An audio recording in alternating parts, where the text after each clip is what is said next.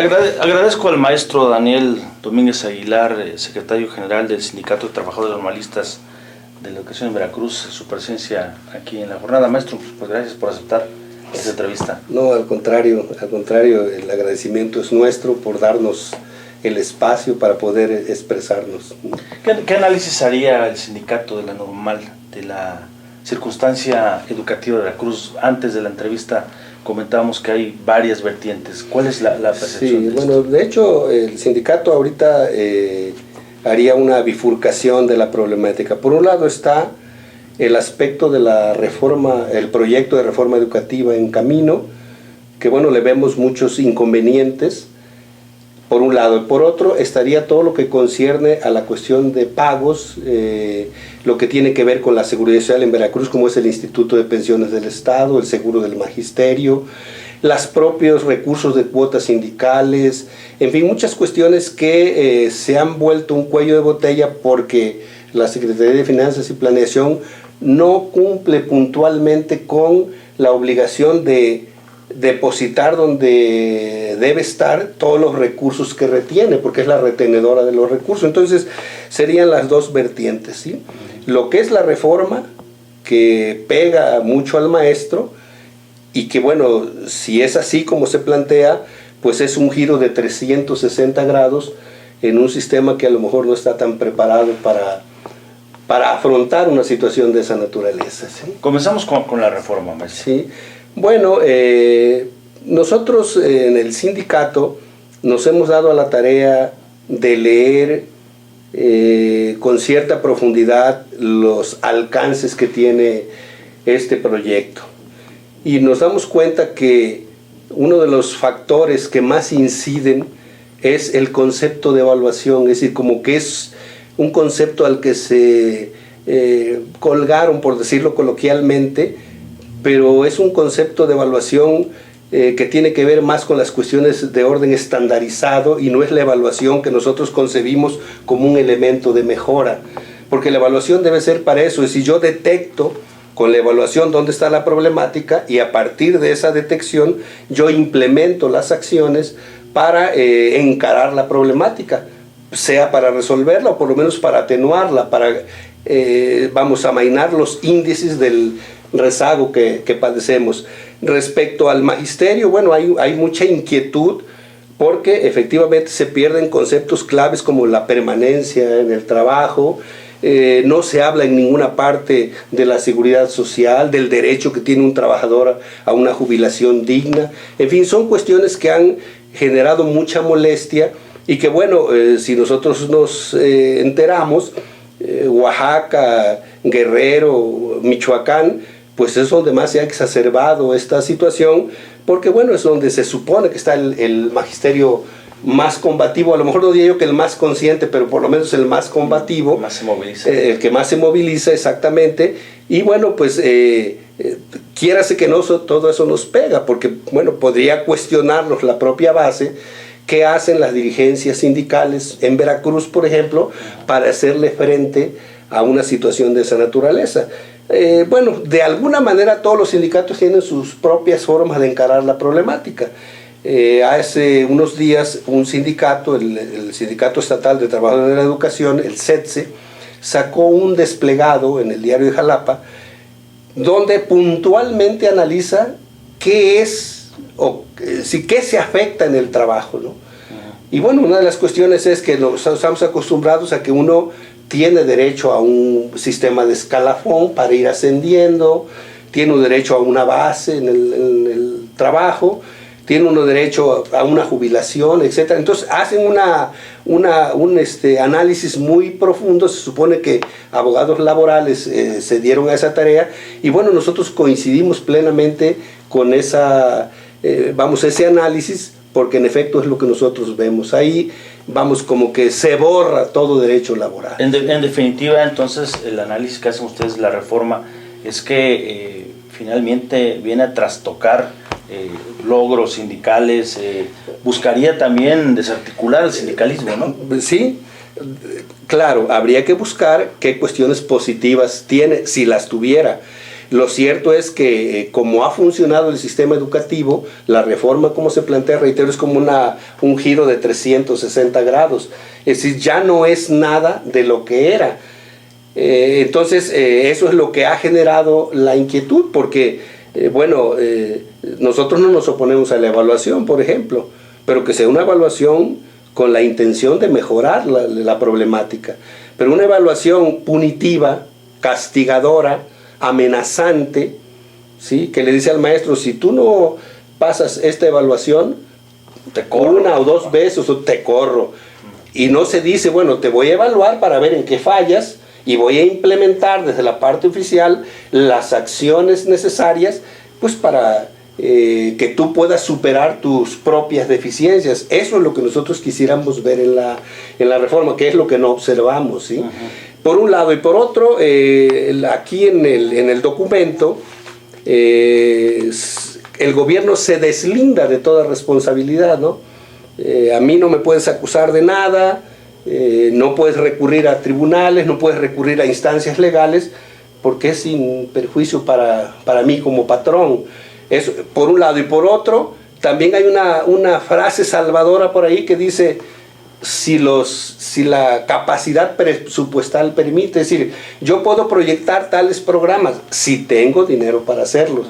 Si esas partes no aparecieran ahí, a lo mejor uno diría, pues hay una sana intención, pero como bien decías, se trataba de desmembrar un poder paralelo muy fuerte que ya estorbaba al sistema, a pesar de que el sistema vivió en connivencia, en complicidad con ese estado de cosas, ¿no? Y bueno, desgraciadamente la historia lo demuestra, el CENTE siempre ha funcionado así y ha sido muy útil además al sistema. Entonces ahora creyeron que ya no era necesario, bueno, pues vamos a... Y en el viaje se llevaron a todo exactamente, y en el viaje, sí, así es, en el viaje pasaron a arder a otras gentes que a lo mejor no tenían nada que ver. ¿Qué les queda a los maestros, profesor? ¿Qué les queda? ¿Qué pueden hacer ante esto? Bueno, pues es una pregunta interesante, ¿no?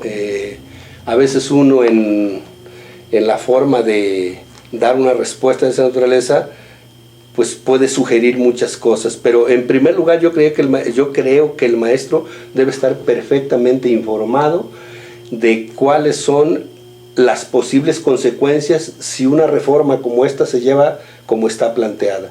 Es decir, ¿en qué me afecta? Es decir, que el maestro tome conciencia de cuál debe ser su papel activo para poder participar en acciones que tiendan a revertir esta situación. Y obviamente con un maestro informado, ¿sí?, con un maestro que pueda ser crítico de eso, pues creo que estaríamos en condiciones de proyectar acciones en favor de esas justas demandas, de salvaguardar los intereses o los derechos laborales de los trabajadores. La idea de fragmentar, por decir de ese modo, y quitarle el sentido de cuerpo, ¿no?, al sistema educativo nacional, me refiero específicamente a los maestros, tendría una intención política adicional, comentábamos. Es posible, ahí me atreveré yo a aventurarlo, pero bueno, el devenir, lo que se escribe, lo que se lee, pues nos hace ver que sí hay un componente político en esto, aunque las autoridades lo han querido negar, pero eso no es posible, es como querer tapar el sol con un dedo, ¿no? Claro que hay una intención de acomodar ciertas cuestiones que empiezan a ser ya incómodas. Nada se ha dicho de la estructura del enorme sindicato, ¿no? Nada se ha dicho, la estructura sigue intacta. Había que quitar una pieza que nos estaba generando problemas, pero lo demás queda exactamente igual, ¿sí? Entonces no podemos deslindar este proyecto de cuestiones políticas, vamos, que en este momento a lo mejor al sistema ya no le convienen tanto, ¿no? Claro. Pero que ha vivido en paralelo con eso, ¿sí? El sindicato no se ha movido solo, o los sindicatos para pluralizar no se mueven solos, siempre hay alguien que está con ellos, ¿no? Entonces, pues ese es el problema, ¿no? La cuestión educativa en Veracruz tiene características pues bastante particulares. con respecto a lo demás. Nos decías hace rato que hay 16 sindicatos magisteriales en el estado. 16. Sin embargo, esta, digamos, dispersión de organismos sindicales también genera otra clase de confrontación o de conflictos con el gobierno del estado. ¿Cuál es la circunstancia que enfrentan ustedes ahora mismo? Veracruz particularmente tiene problemas severos en algunos ámbitos. Me voy a referir solamente a 3. Uno de ellos es el Instituto de Pensiones del Estado, que pudo haber sido una institución modelo, pero que es, evidente que nunca se ha manejado con la probidad que debe manejarse. Ha habido saqueo, ha habido corrupción, y bueno, de alguna manera nosotros como organizaciones sindicales hemos tenido algo que ver en eso. Es decir, dejamos pasar mucho, y en este momento este instituto, que repito, debería ser modelo, está en una crisis tremenda, ¿no? Las pensiones para 20 y tantos mil pensionados que tiene en este momento, y los potenciales que llegarían, pues están en riesgo, ¿no? Ahora, ¿qué sucede? La ley es muy clara: hay una aportación del gobierno, hay una aportación del trabajador. El Instituto de Pensiones, para moverse, presta el dinero a interés bajo. ¿Y qué sucede con los recursos de cuotas y de préstamos? Todo eso lo retiene Cefiplan, pero Cefiplan no hace que fluya de inmediato. Entonces hay un rezago tremendo, y en este momento pues hay una asfixia financiera en el instituto. Y bueno, eso tiene que ver con esa, pues yo no sé si es mal manejo o ese tipo de administración del instituto. Lo mismo sucede con el Seguro del Magisterio, que es otra institución que también, aunque son recursos menores, también tiene esa problemática de retención, que no fluye tan rápido como se quisiera, para que ellos estén en condiciones de favorecer al trabajador. Y hay otras cuestiones que podrían mencionarse. Por ejemplo, la retención de las cuotas sindicales, que diríamos, pues es que cada sindicato tiene una aportación del trabajador. Bueno, pues esas cuotas sindicales también las van dando a cuentagotas. Y no fluyen tan rápido como se quisiera, y eso no debería suceder, porque eso es una simple retención. Yo retengo para depositarlo o dejárselo a quien... Entonces, eso es otra situación que nos está moviendo, y en este momento hay inquietud en las organizaciones sindicales, en la mayoría. A veces no es tan fácil ponerse de acuerdo, porque cada organización sindical tiene su propia idiosincrasia. Sin embargo, aún dando tumbos, hemos tratado de constituir un frente que nos permita atacar el problema unidos y tratar de, yo no sé si salvar al instituto, porque inclusive se está hablando de una reforma del Instituto de Pensiones.